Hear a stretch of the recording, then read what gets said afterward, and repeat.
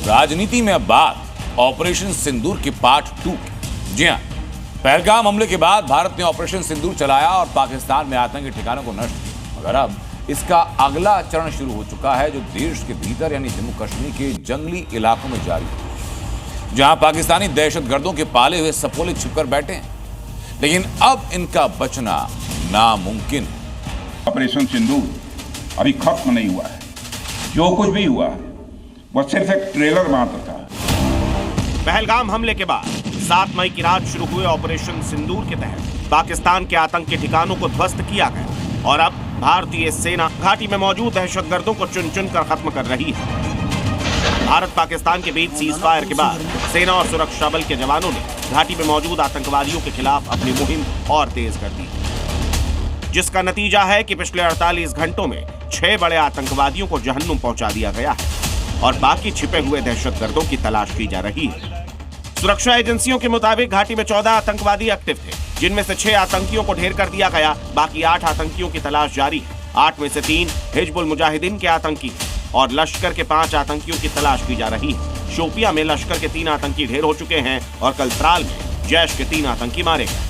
दरअसल भारतीय सुरक्षा एजेंसियां पाकिस्तान में मौजूद आतंकी ठिकानों के साथ साथ उस टेरर मॉड्यूल को खत्म करने की कोशिश में जुटी है, जिसकी बदौलत सीमा पार बैठे आतंक के आका पहलगाम जैसी कायराना करतूत को अंजाम देते हैं। मगर अब आतंकियों के इकोसिस्टम को जड़ से मिटाने का काम शुरू हो गया है। टेररिस्ट को न्यूट्रलाइज किया गया और मैं आपको ये बताना चाहता हूँ कि ये जो आपसी तालमेल है सुरक्षा बलों का यहाँ पे और बाकी सुरक्षा एजेंसीज का, भले जो भी आसूचना देनी हो, इंटेलिजेंस एजेंसी हो, बाकी हो, उनके आपसी तालमेल और समन्वय के कारण ही ये ऐसे जो सक्सेसफुल ऑपरेशन संभव हुए हैं।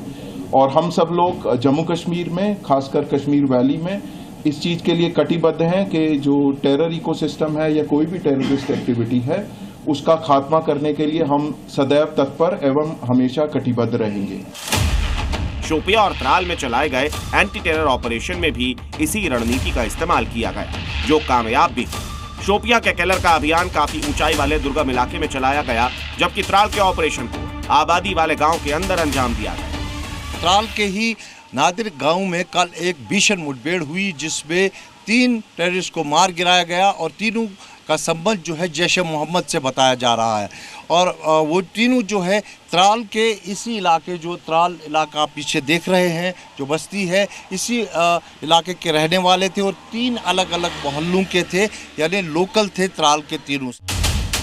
आज रक्षा मंत्री राजनाथ सिंह ने भी साफ कर दिया कि अब आतंकवाद के विरुद्ध लड़ाई सिर्फ सुरक्षा का मसला नहीं है, बल्कि नेशनल डिफेंस का हिस्सा बन चुकी है और ऑपरेशन सिंदूर महज ट्रेलर था, पूरी पिक्चर अभी बाकी है। ऑपरेशन सिंदूर अभी खत्म नहीं हुआ है।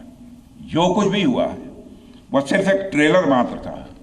अब समय आएगा, जब भी सही समय आएगा, तो हम पूरी पिक्चर भी दुनिया को दिखाएंगे।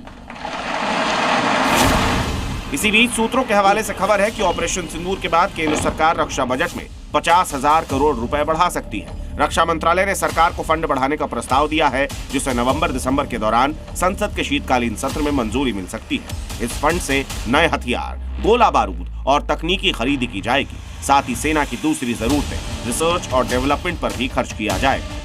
मतलब साफ है कि अब आतंक के सर्वनाश के लिए किसी बात की कमी नहीं होगी। सेना का हौसला भी होगा और एडवांस हथियार भी। लिहाजा अब पाकिस्तान के पाले आतंकी जन्नत को दहलाने की कोशिश करेंगे तो सीधा जहन्नुम में नजर आएंगे। जम्मू कश्मीर से खालिद हुसैन के साथ ब्यूरो रिपोर्ट, जी मीडिया।